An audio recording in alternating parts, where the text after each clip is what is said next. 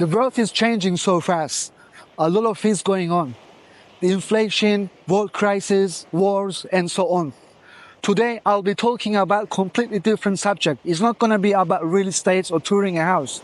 I'll be talking about how to save your hard-earned money if something happens in your own country.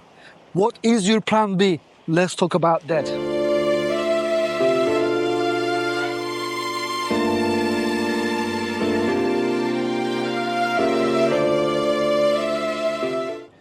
Today, I want to discuss something quite different from the unusual topics of real estate or daily vlog videos. Many of you, like me, are either around my age or older. By the way, if you're wondering my age, I am 46 this year, and I still feel I'm on late 20s.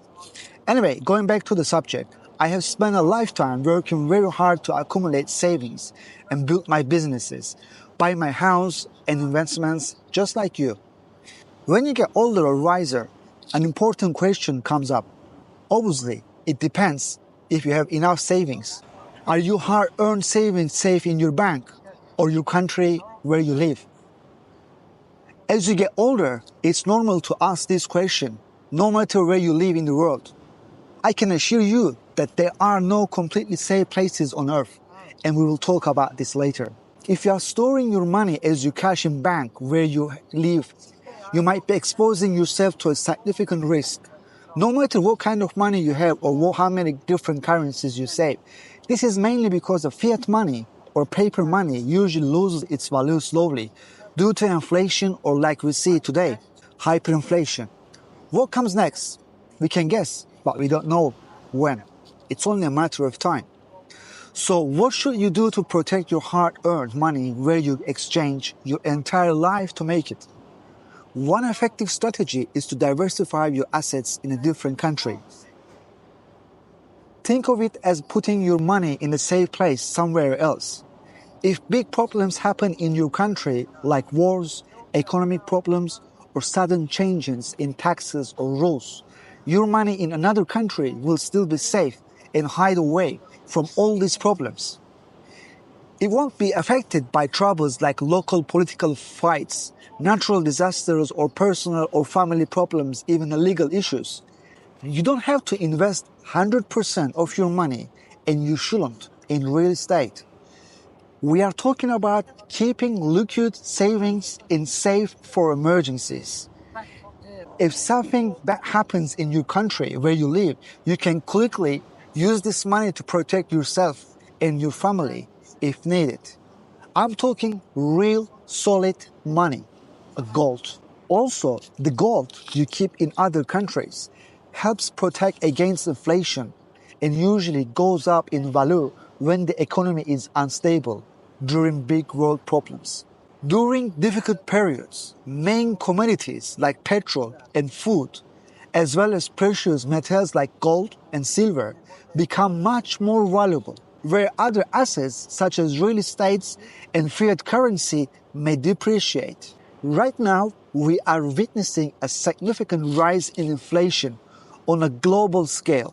In many places, mostly Western countries, the value of houses dropping fast, and this might get worse if there's a big global economical problem such as hyperinflation starts soon. Economies that just print more money without strong economic support and instead promise to back it with government bonds are especially at high risk than developing countries. You don't need to be an economist to ask how it's possible to continue printing money without any real backing while still boosting stock prices. How can we have a fiat money system that relies solely on government promises and is influenced by shadow companies? But even countries with lots of resources, like those with lots of oil, can still face big problems. Examples include America and Dubai during 2008 financial crisis, and other nations like Libya, where political instability led to economical downfall. More recent crises in countries like Lebanon and Ukraine further illustrate how economic downturns can impact even the wealthiest individuals. Imagine those people in Ukraine, millionaires or middle-class people who go to bed one night feeling secure about their wealth and their businesses, and then next day the banks in their country stop all deposits and the currency becomes worthless. If you think this cannot happen where you live, think about what happened to the millionaires again in Ukraine last year. What happened to them when they had moved to other countries without backup plan or diversification, which is known as asset protection? Look at history. We see that nearly every country or empire goes through a 100-year cycle of growing and then declining. This makes paper money unreliable over long times and prove that gold can survive and get more valuable over the years, even thousands of years. Conversely, gold and silver have consistently maintained their value through the ages and are universally recognized as a reliable store of wealth. Given this, it makes sense to protect your money by investing precious metals like gold and silver and keeping them in different places. This way, your money stays safe from economic problems in your area or the world and keeps its value no matter what happens with money. If you are interested about how to buy and secure gold in other countries, let me know in comments.